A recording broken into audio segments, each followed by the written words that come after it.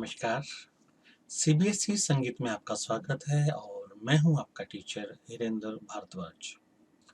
जैसा कि आप जानते हैं, इस बार सीबीएसई बोर्ड के फाइनल एग्जाम में म्यूजिक के पेपर में 15 नंबर के एमसीक्यू आएंगे। कुल 21 क्वेश्चन होंगे, जिसमें से आपको 15 करने होंगे। तो उन्हीं एमसीक्यूज की मैं एक सीरीज तैयार कर रहा हूं। इसका पहला भाग आप देख चुके हैं और आज मैं आपके बीच हूं दूसरा भाग लेकर। तो आइए बिना समय गंवाए चलते हैं अपने टॉपिक की ओर।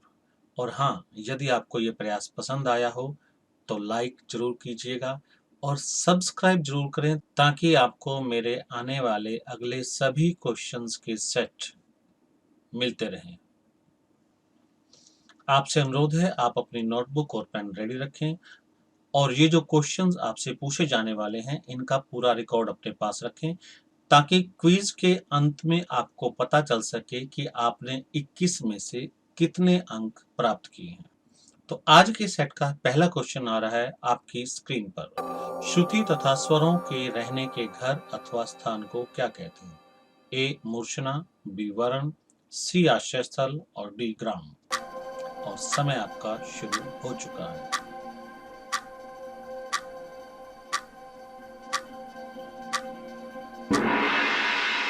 सही जवाब है डी ग्राम। नेक्स्ट क्वेश्चन है, श्रुति किसे कहते हैं, ये आपको बताना है। ऑप्शन ए, जिसे स्पष्ट रूप से सुना जा सके, बी, संगीत उपयोगी रंजक ध्वनि, सी, जिसकी ऊंचाई नीचाई का स्पष्ट अनुभव हो, और डी, उपरोक्त सभी।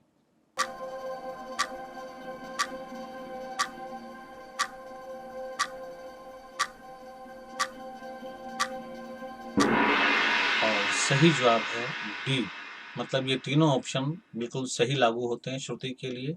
और नेक्स्ट क्वेश्चन है, सप्तक बनता है किससे बनता है, आपको ये बताना है, या ये बताना है कि सप्तक कहते किसे हैं। ए ऑप्शन 7 स्वरों के समूह से, बी 7 स्वरों के क्रमानुसार समूह से, सी 5 स्वरों के समूह से, और डी इनमें से कोई नहीं।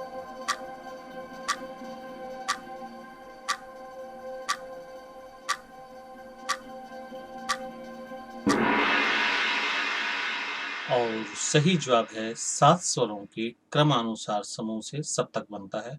मतलब स्वर 7 होने चाहिए और सातों स्वर क्रमानुसार सीक्वेंस में होने चाहिए।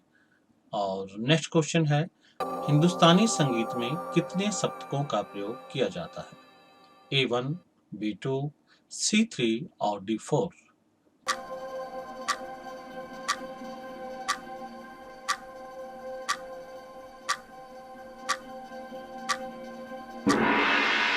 और सही जवाब है C3। नेक्स्ट क्वेश्चन है, हिंदुस्तानी संगीत में कितनी श्रुतियां हैं?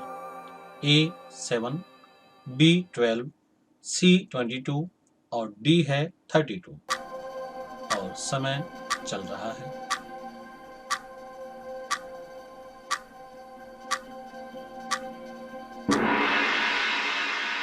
सही जवाब है C22। कुल 22 श्रुतियां हैं हिंदुस्तानी संगीत में।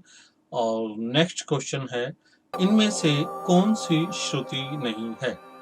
ऑप्शन ए रौद्रिका, बी दयावती, सी मधुवंती और डी प्रसारिणी।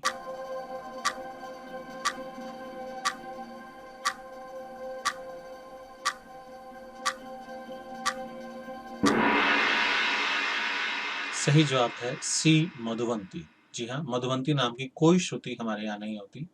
और नेक्स्ट क्वेश्चन है, किस सप्तक की ऊंचाई आवाज की साधारण ऊंचाई के समान है? ऑप्शन ए मंद सप्तक, बी मध्य सप्तक, सी तार सप्तक और डी उपरोक्त सभी।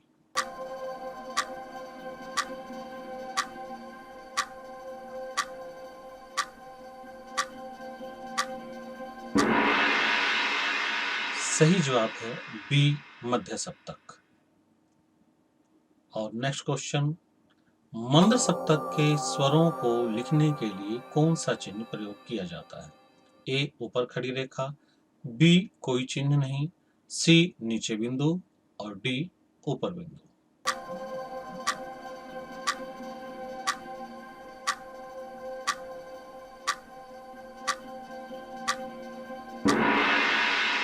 सही जवाब है सी, नीचे बिंदु।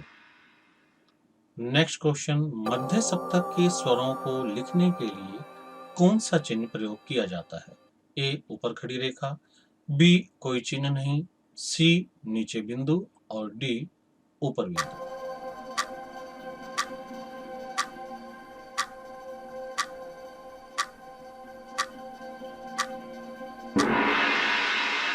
और सही जवाब है मध्य सप्तक के स्वरों को दर्शाने के लिए किसी चिन्ह का प्रयोग नहीं किया जाता, मतलब बी ऑप्शन।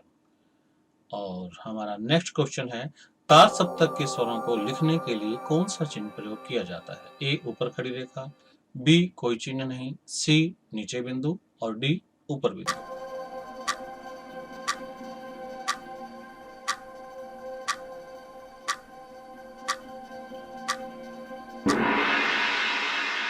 सही जवाब है डी, ऊपर बिंदु। और नेक्स्ट क्वेश्चन, तार सप्तक के स्वरों की ऊंचाई होती है, कितनी होती है, कैसी होती है, ये बताना है। ए ऑप्शन मंद सप्तक से दोगुनी, बी मध्य सप्तक से आधी, सी मध्य सप्तक से दोगुनी और डी मंद सप्तक से आधी।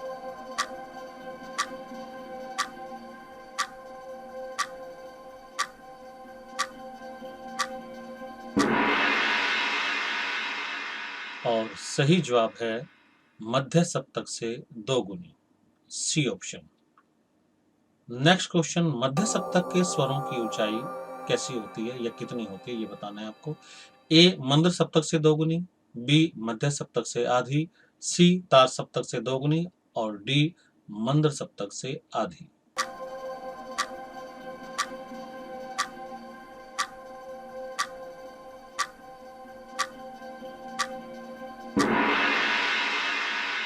ऑप्शन ए मंद सप्तक से दोगुनी। नेक्स्ट क्वेश्चन, मंद सप्तक के स्वरों की ऊंचाई होती है कितनी? ए मंद सप्तक से दोगुनी, बी मध्य सप्तक से आधी, सी मध्य सप्तक से दोगुनी और डी तार सप्तक से आधी।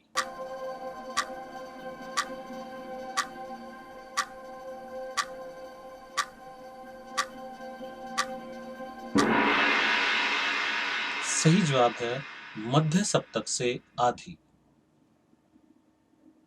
और अगला सवाल है, संगीत में सबसे अधिक किस सप्तक का प्रयोग होता है? मंद सप्तक, ऑप्शन ए, बी मध्य सप्तक, सी तार सप्तक और डी उपरोक्त सभी।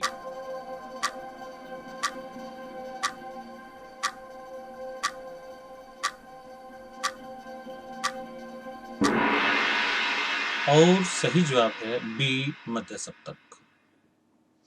अगला सवाल है, नाद कितने प्रकार के होते हैं? ए 2, बी 3, सी 4 और डी 5।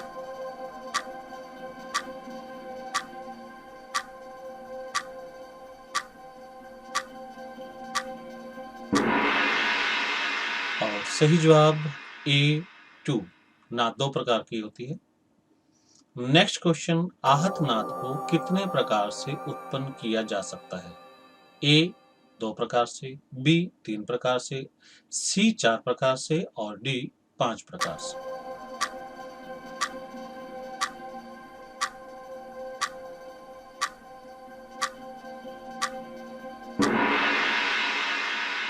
सही जवाब है 3 प्रकार से, ऑप्शन बी। और अगला सवाल, आहत नाद का प्रयोग कहाँ किया जाता है? ऑप्शन ए मार्गी संगीत में, बी देसी संगीत में, सी विदेशी संगीत में और डी इनमें से कोई नहीं।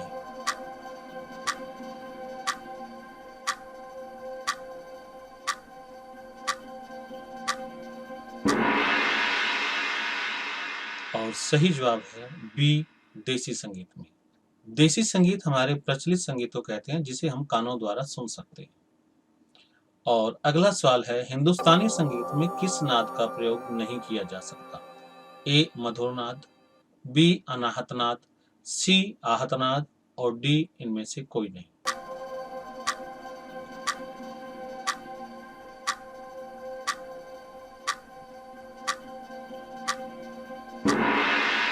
और सही जवाब है बी अनाहत नाद। नेक्स्ट क्वेश्चन है, नाद के कितने लक्षण अथवा नियम हैं? चार ऑप्शन सुने, A3, B4, C5 और D6।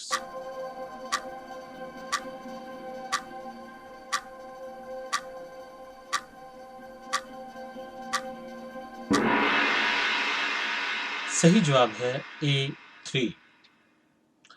अगला सवाल है, आंदोलनों की संख्या जितनी कम होगी नाद उतनी ही खालिस्तान होगी, मतलब क्या होगी ये बताना है। A ऊंची, B नीची, C छोटी और D बड़ी।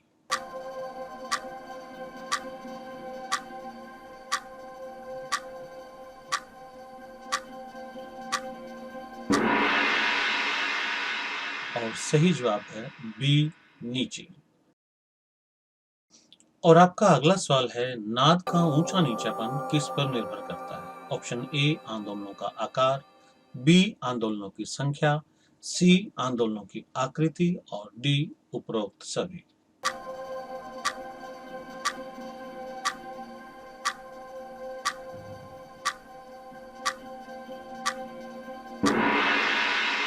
और सही जवाब है बी आंदोलनों की संख्या। तो मिलते हैं इस एमसीक्यू क्विज के अगले पार्ट में। तब तक के लिए नमस्कार।